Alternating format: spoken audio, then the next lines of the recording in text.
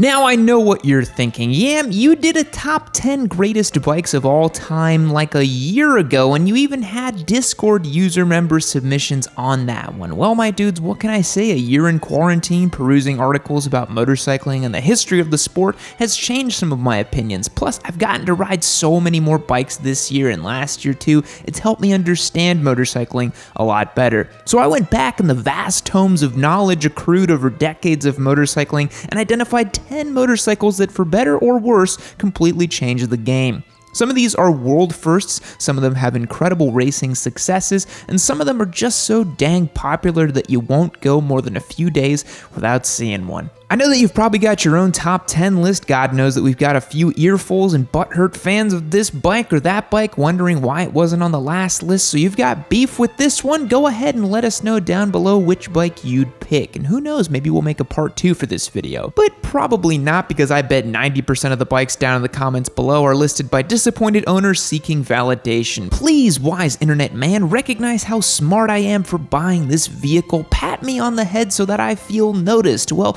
you are all noticed. I see you down there. Anyway, let's dive right in with number 10, the Royal Enfield Bullet. Yes, as much as it pains me to admit that Royal Enfield, the much maligned whipping boy here at Yammie Noob, actually made a motorcycle worth putting on this list. The Bullet is one of the longest running production motorcycles, having been manufactured since 1931. Originally just a humble street bike made in just outside of London, it was picked up by the British Army and RAF during World War II. In 1949, thanks to the success of the bike through the war, the Indian Army bought so many bullets that RA decided to open a factory in India, which printed out bikes like it was going out of style. In fact, the Indian arm of Royal Enfield did so well that it survived the death of Enfield back in England. From 1955 to 1995, the bike was built completely unchanged, sold mostly within India.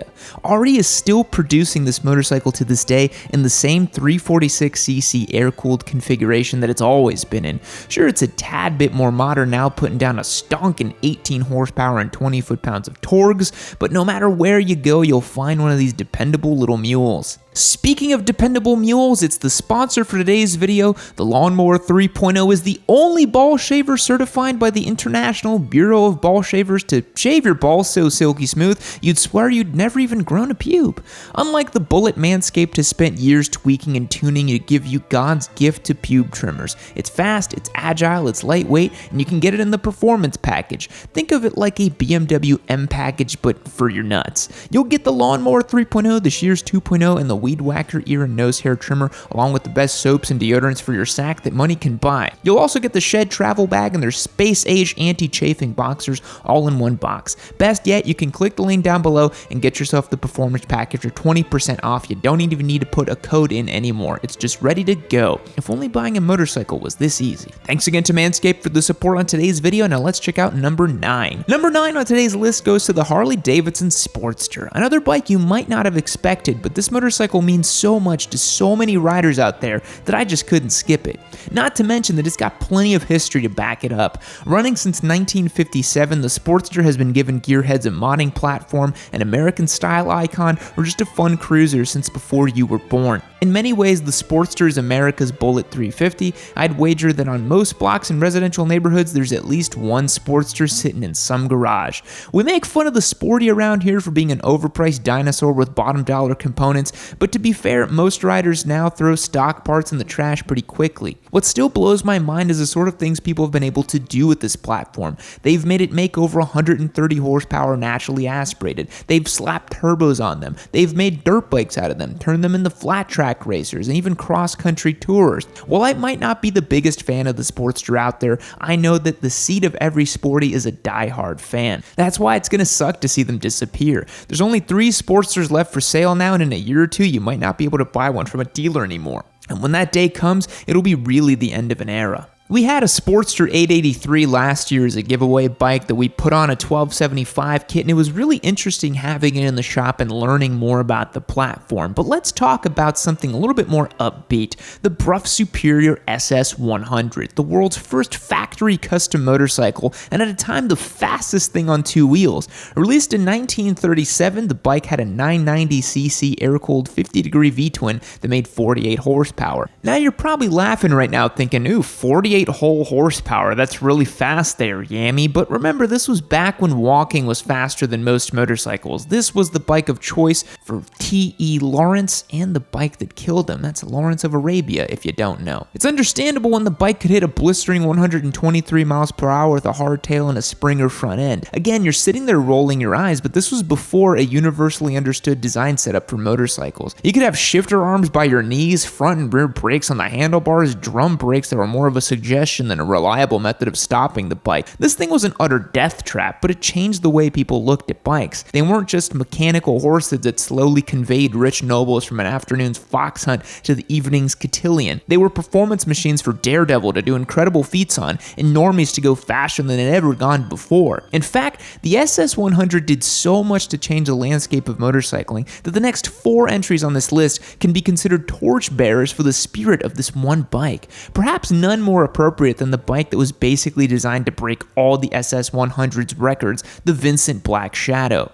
It featured a 998cc air-cooled V-twin putting down 55 horsepower, and it could hit a top speed of 125 miles per hour. As a side note, at 998cc's, this motorcycle is technically the world's first leader bike too. At the time the bike was produced, the world record for top speeds was actually held by a Harley Davidson at 136.2 miles per hour, but some maniac boosted the compression of this bike to 12.75 to 1, and then got another maniac to lie flat on the bike for that max aero and go 150.3 miles per hour. You can consider this bike to be the start of the spirit of the one-man-up ship, but manufacturer sets a record and the next year someone else comes along and beats it. Fun fact, the picture of the record-sitting rider, Rolly Free, is famous for being the first known image of a Gixxer squid ever captured. Speaking of Gixxers, you can't talk about land speed weapons and not talk about the king of speed, the ultimate straight-line weapon and the winner of the speed wars hands down, the Suzuki GSX750 Hayabusa. Believe it or not, the Hayabusa has never made it onto one of our top greatest motorcycle of all time lists, which is crazy, but this bike really did change the world. I mean, what other bike could follow up 2 record-shattering land speed bikes than a bike fabled to do 200 miles an hour right off the showroom floor? Unfortunately, it never did that in stock trim. It was only 194 miles per hour, which is really fast, don't get me wrong, but I had this checked out by a physicist over at a local kindergarten, and 194 is in fact a smaller number than 200. But that didn't stop people from finding ways to make the bike go as fast as humanly possible. Look, we've waxed poetic on the Busa a lot, so rather than waste your time, just trust me, it's awesome. Oh yeah, and by the way, if you want to see the Yammie Noob corporate Hayabusa get turboed, you need to subscribe because we're not going to achieve our destiny until you do. 1 million subscribers and it gets done. Do it, people. Number 5 on the list goes to a weird motorcycle you've probably never heard of, the BMW R32.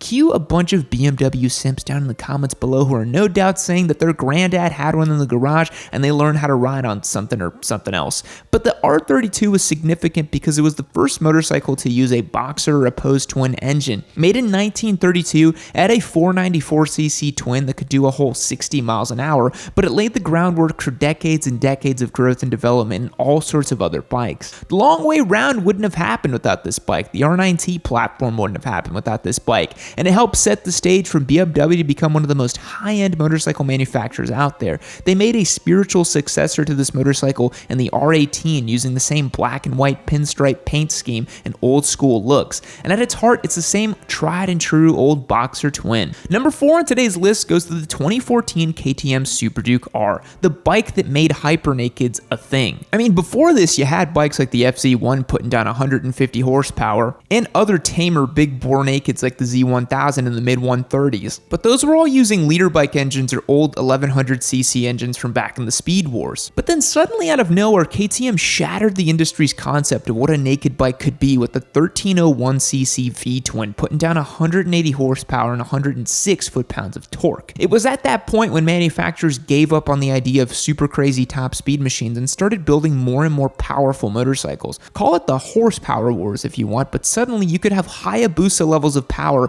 in liter bike-sized packages. It's a rider's motorcycle though, being something of an acquired taste as far as looks go. Kinda looks like a radioactive bug in my opinion. To call it polarizing is putting it lightly. You're either a to-the-bone fan of the way the Duke looks, or you hate it with the very fibers of your being. There's no middle ground. Number 3 on today's list is the Suzuki GSXR750. 2 Suzukis on the list. Wow, who'd have thunk it? But no one can deny the pedigree of the Gixxer 750. First released in 1985, the Gixxer 750 was basically an overnight smash success in the racing scene, and honestly, it kind of is the world's first superbike. So much so that close to 20 years, the 750 was the dominant motorcycle in AMA superbike, and so much so that if you weren't on a Gixxer, you weren't competitive. It wasn't until 2001, when the superbike world moved on from 750s to bigger, more powerful 1000s, that the Gixxer 750 was dethroned. Whether Suzuki still makes the 750 out of respect for the heritage or out of laziness, I suppose it is for you to decide, but you can't deny how important the Gixxer 750 was to the world of sport bikes. I mean, just look at this thing. All the lines, all the proportions, this was the prototypical design of a superbike, made famous in the 80s. That's crazy. Number 2 is the 2009 Yamaha R1. Yeah, sure, the new Yamaha R1 has all sorts of fancy rider aids and is faster around a track, but 2009 was the year Yamaha gave us the cross-plane crankshaft off of Valentino Rossi's M1 race bike. In terms of race bikes for the street, this made the R1 the leader bike to get. You didn't have to have an inline 4 that sounded like an inline 4 anymore. Suddenly you could have V4 power delivery, inline 4 top end, and a one-of-a-kind exhaust note that no motorcycle would confuse for anything other than an R1. The main reason that the 2009 version is arguably better than the redesigned 2015 up model years is because it has just the right levels of technology. Because it wasn't pushing 200 horsepower envelope just yet, you could get away with less intrusive electronic nannies, so it makes it a real rider's motorcycle. Sometimes it helps to be a little slower on paper, but the spec sheet simps never seem to understand that. Plus, who wouldn't want an analog tack with a needle that spins all the way to 13,500 RPM with a freaking leader bike with a cross-plane crank? Now, number 1 on today's list is the motorcycle that basically saved motorcycling in general. It's the motorcycle that changed everything in the world, made it accessible for most people, and was just amazing in general. It's the Honda Super Cub. Come on, Yam, that's a scooter! A scooter's not a motorcycle, that's for babies. Well, if you think that the Harley pirate lifestyle is overrated, then you can thank the Honda Super Cub for rehabilitating the image of motorcycling and motorcyclists around the world. It's also sold more bikes worldwide than any other model ever made. You see, back in the 50s, Harley was embracing the bad boy image cultivated from the birth of motorcycle clubs and movies like The Wild One. With the Super Cub and the Nice campaign, the motorcycles weren't just for hardcore bad boys in leather jackets, but for college kids, women's, or accountants named Steve. The Cub was a bike for everyone and anyone, and that's why they've sold over 100 million units in 70 years. If you like motorcycles and you don't consider yourself one of those kinds of bikers, it's probably thanks to the Super Cub. This is probably the greatest two-wheeled vehicle ever made. And yeah, it's a scooter. Sorry. Fact, the NASA Vehicle Assembly Building in Florida is so huge that it has its own weather. Goodbye. And just like that, when you least expect it, Cowboy Aim is back at it once again. Why don't you click this video right here, you let me know what you think of it, okay? Leave me a nice comment, subscribe to the channel, leave me a like, do all those nice things, and y'all have yourselves a good day.